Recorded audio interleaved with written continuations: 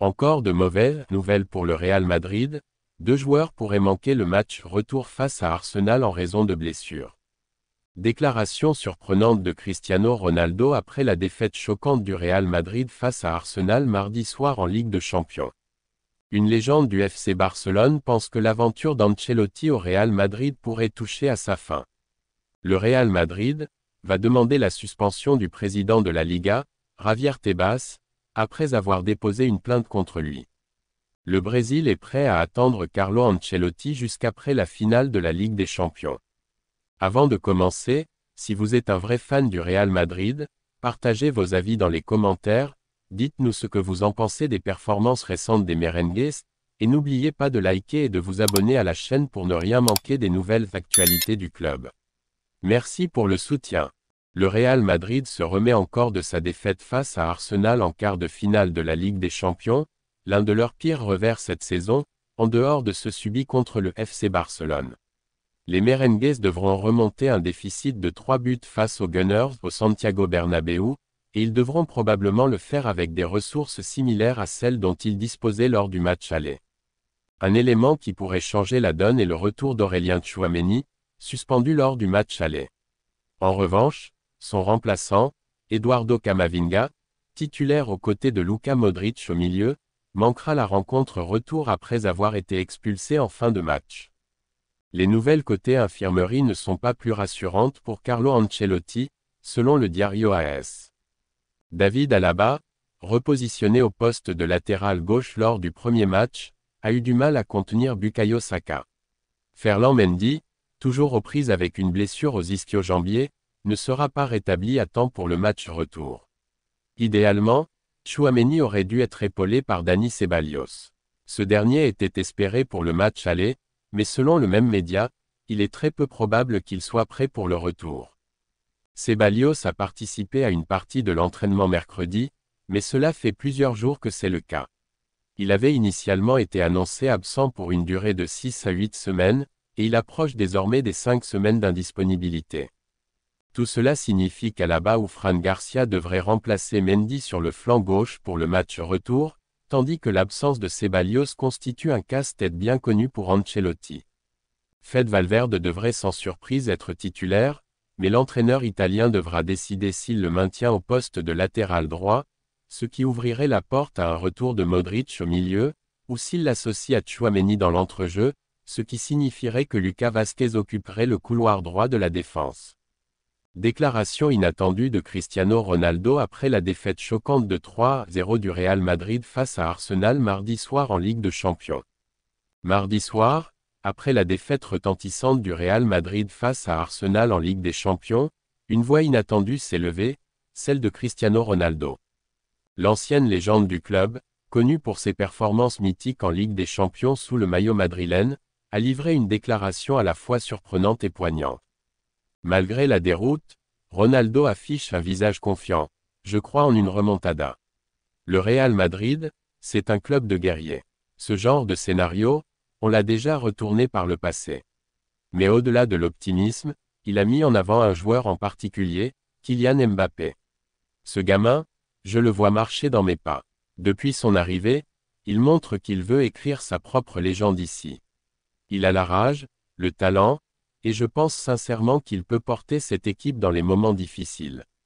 Mais le discours de CR7 a aussi pris une tournure plus grave lorsqu'il a pointé du doigt ce qu'il considère comme le véritable problème du Real Madrid actuel, l'égoïsme entre les joueurs.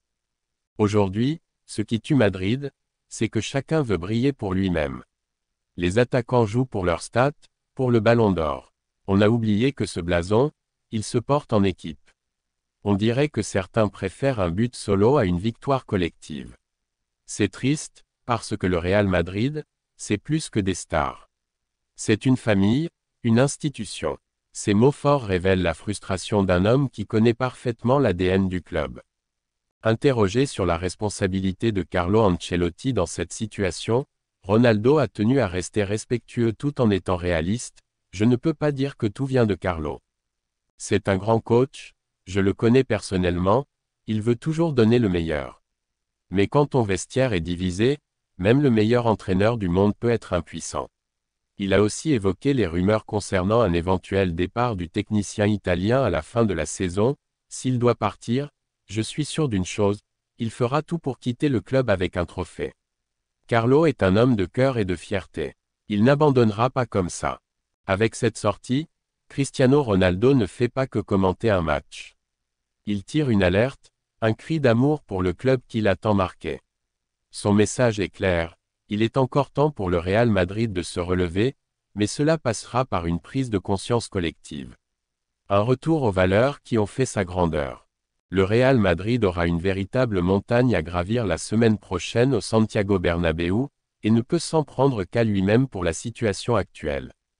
Les merengues ont encaissé 3 buts face à Arsenal lors du match aller de leur quart de finale, et n'ont jamais su concrétiser leur propre occasion après une prestation catastrophique dans tous les compartiments du jeu.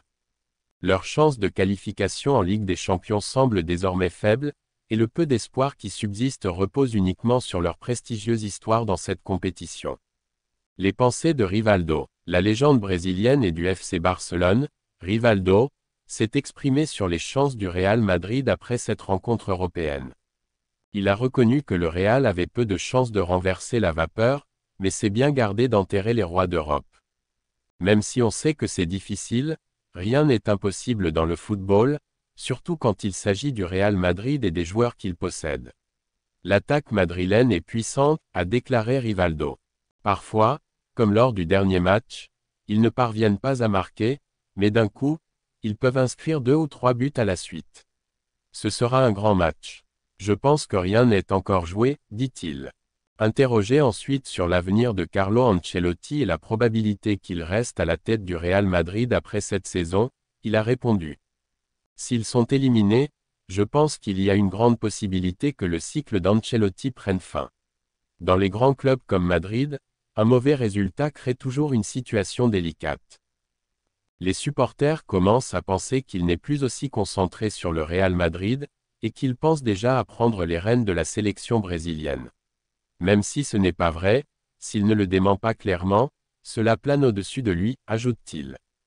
Enfin, Rivaldo a évoqué son compatriote Vinicius Junior, dont les performances sont en net déclin depuis sa campagne impressionnante qu'il avait presque menée au Ballon d'Or la saison passée. C'est le joueur qui a failli gagner le Ballon d'Or, puis qui a remporté le trophée FIFA The Best. Ensuite, il y a eu des rumeurs sur un départ pour l'Arabie Saoudite. Il attire toujours l'attention, observe-t-il. Décrivant la baisse de forme de Vinicius, Rivaldo l'a encouragé à profiter du match retour contre Arsenal pour se relancer et prouver sa valeur. Quand il traverse une mauvaise passe et que les choses ne tournent pas en sa faveur, il est normal que les critiques surgissent. Ce match contre Arsenal est une occasion pour lui de montrer qu'il est toujours là, qu'il est le même joueur que la saison dernière, et de faire la différence dans ce moment crucial. Il a les cartes en main et doit saisir cette opportunité, a conclu Rivaldo. Le Real Madrid a récemment pris une décision qui pourrait bien être interprétée comme une tentative de faire écarter le président de la Liga, Javier Tebas, de ses fonctions, du moins temporairement. Les merengues ont déposé une plainte à son encontre pour violation de la confidentialité. L'affaire a éclaté la semaine dernière, après que la Liga a publié un communiqué concernant la réduction de la masse salariale du FC Barcelone. Le club catalan a réagi en accusant la Liga d'avoir enfreint la confidentialité, ce qui a conduit l'instance à retirer son communiqué, afin d'éviter des procédures officielles. Par la suite, Miguel Ángel Galán, président du CENAFE et ancien président du Conseil supérieur des sports, CSD, a souligné que le FC Barcelone avait entre 90 et 95% de chances de faire suspendre Javier Tebas s'il décidait de porter plainte contre lui. Cela fait suite à une précédente affaire, déjà intentée par le Real Madrid, qui avait conduit à une amende infligée à Tebas. Jusqu'à présent, le Barça a refusé d'agir, mais si Tebas devait être reconnu coupable d'une seconde infraction, les conséquences pourraient être graves. Selon la Cadena SER, relayée par Diario AS, le Real Madrid a officiellement déposé une plainte auprès du CSD, qu'il a ensuite transmise au tribunal administratif du sport, TAD. Cette plainte concerne un tweet publié par Javier Tebas en février, dans lequel le président de la Liga aurait révélé la position du Real Madrid dans une enquête anonyme menée auprès des clubs en 2023. Le club madrilène l'accuse de comportement discriminatoire et de rupture de confidentialité. Si Tebas est reconnu coupable, il risque l'une des sanctions suivantes: une amende de 3 000 à 30 000 euros, un blâme public, une suspension de 2 à 15 ans, ou sa révocation. La décision revient désormais au TAD. Il s'agit d'un nouvel épisode dans la guerre ouverte entre la Liga et le Real Madrid, dans un contexte où Florentino Pérez milite toujours pour la création de la Super League, tandis que Tebas y est fermement opposé. Traduction du tweet de Javier Tebas. La lettre du Real Madrid ne m'a pas du tout surpris, elle ne dit rien de différent de ce que leur chaîne de télévision répète depuis un moment.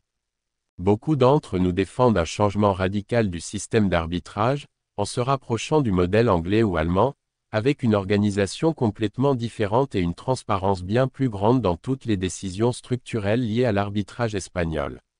Ce qui est vraiment frappant, c'est que lors d'une réunion de la Liga, le 19 avril 2023, nous avons débattu et même voté ce changement, et le Real Madrid s'y est opposé, de manière tiède, sans proposer de solution.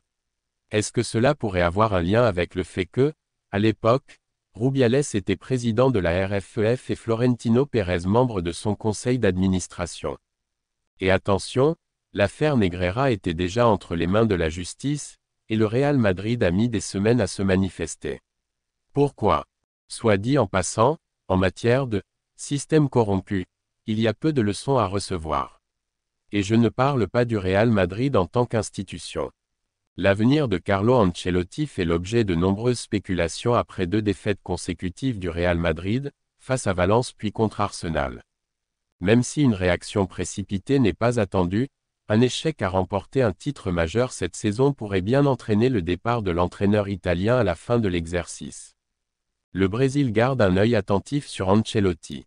La sélection brésilienne continue de suivre de près la situation d'Ancelotti, qu'elle admire depuis longtemps et souhaite nommer comme prochain sélectionneur, surtout depuis le départ de Dorival Jr. Le Brésil prêt à attendre jusqu'au 31 mai. Selon El Periódico, relayé par Sport, la Confédération brésilienne de football, CBF, est prête à attendre Carlo Ancelotti jusqu'à la fin de la saison actuelle, soit jusqu'au 31 mai, date de la finale de la Ligue des Champions à Munich, avant de prendre une décision concernant le prochain sélectionneur de la Seleção. La CBF aurait discrètement pris contact avec le fils d'Ancelotti, Davide, afin de mieux comprendre les intentions de son père. Une démarche stratégique alors que le Brésil tente de reconstruire après une lourde défaite 4-1 contre l'Argentine lors des qualifications pour la Coupe du Monde. Le président de la CBF, Ednaldo Rodrigues, a donc fixé la date du 31 mai comme ultimatum.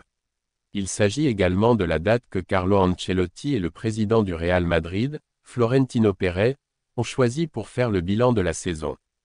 En cas d'échec en Ligue des Champions, il est largement supposé qu'Ancelotti ne poursuivra pas son aventure sur le banc madrilène. Des échanges par l'intermédiaire de Davide. Fin mars, Carlo Ancelotti a été interrogé sur d'éventuels contacts avec la CBF, ce qu'il a formellement nié. Une réponse qui a surpris de nombreux journalistes brésiliens, dont les sources affirmaient le contraire. Cependant, Ancelotti n'a pas menti. Aucun contact direct n'a été établi avec lui. En réalité, la fédération brésilienne a approché son fils Davide pour sonder la disponibilité de l'entraîneur. Les tensions semblent croissantes entre Ancelotti et son vestiaire, malgré le fait que le Real soit encore engagé dans toutes les compétitions. Un départ reste donc tout à fait envisageable, et le Brésil est prêt à attendre son feu vert.